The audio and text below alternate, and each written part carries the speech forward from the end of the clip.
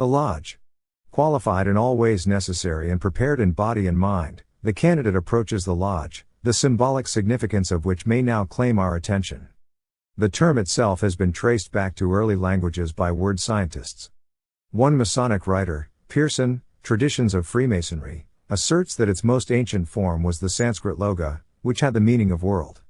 Other writers find different origins for it, too many to be catalogued here, especially since the philology of Masonic words and names does not come within the range of this study. The reader curious of such matters will find an overwhelming abundance in the New English Dictionary, and similar works of reference. The definitions of the word lodge are as numerous and almost as diverse as its derivations. It is found to mean a hut or cottage, the cavity at the bottom of a mining shaft, a miner's cabin.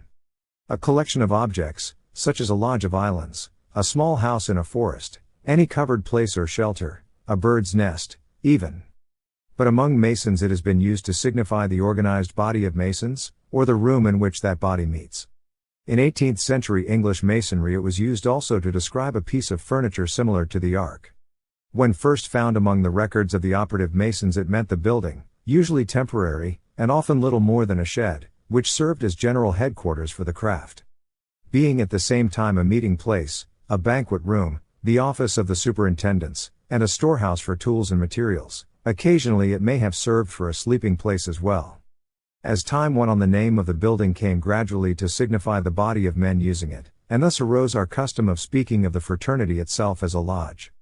But over and above all this the lodge is used by the ritual as a symbol, the chief, perhaps, among all our symbols, and as such it is understood as a mystical representation of the world. This use of it is more ancient than the others, for it connects up with ideas and customs of the early world. The peoples of antiquity who believed so thoroughly that power could be gained by imitating nature and the gods built their temples and the sanctuaries of their secret societies as miniatures of the earth, which they of course believed to be an oblong square.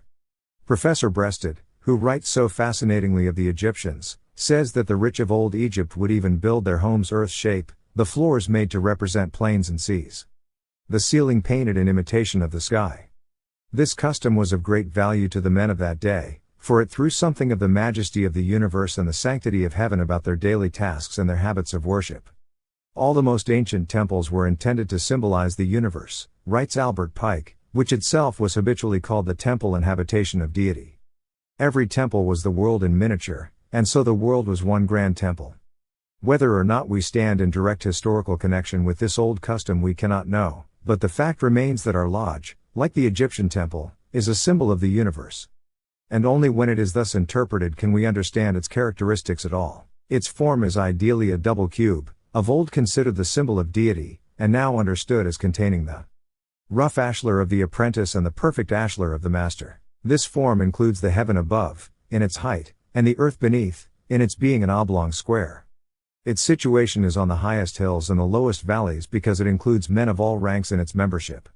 In position it lies east and west, its length in the path of the sun, its portals in the west in order that the member may enter facing the east, the place of light, hope, and power. In dimension it extends east and west and north and south to signify its universality. It is supported on the three pillars of wisdom, strength, and beauty because these are the foundations of noble life. And its covering is the cloudy canopy of the heavens, which is connected with the earth by the mystic ladder of faith, hope, and charity. Its furniture, its ornaments, and its jewels are flooded with a light that shines through the windows of the east, the south, and the west, and an all-seeing eye keeps watch above it all. What a world is this into which the candidate is born, a visible representation of those invisible truths and spiritual realities in which the pure of soul alone can live. In this symbolic world, preserved in law and order as the real universe is, an otherwise discordant number of men become organized into a harmonious body. Each member performing his appropriate function, and all cooperating in harmony. Through this cooperation the influence of the individual is multiplied many times over, and what these men could not do separately they easily accomplish through united effort. The member who finds the eternal verities growing dim from absorption in the heat and burden of his daily task has them made real to him again as he sits in this sanctuary surrounded on all sides by the impressive symbols of God, of truth, and of immortality. Truly, the body of men thus living and working becomes itself an eloquent prophecy of the far-off coming of the universal brotherhood. and stands in the midst of a warring humanity as an earnest of the good time coming when the engines of war and the implements of all contention will be laid aside forever. God hath made mankind one vast brotherhood, himself their master, and the world his lodge. Excerpt from Symbolical Masonry H. L. Haywood.